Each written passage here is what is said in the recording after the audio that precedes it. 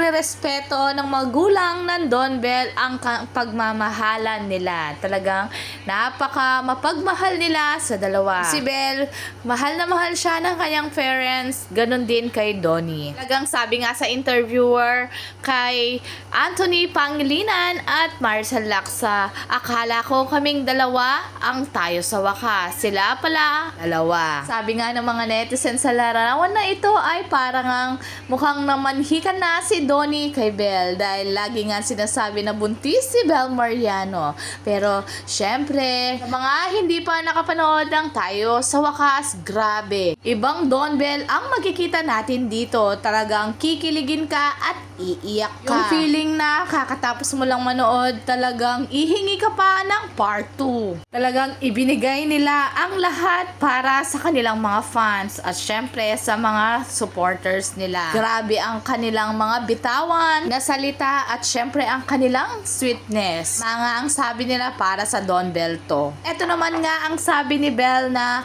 kapag mahal mo ang isang tao, kung ano ang hobby niya ay gagawin mo. Dahil si Donnie ay hobby niyang mag-golf. Talagang laging sinasamahan ito ni Bell.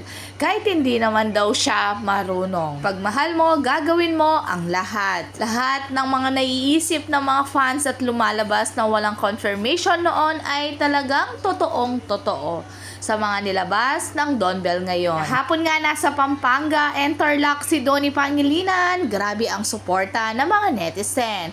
Sa Tarlac, ang cinema ay laging sold out.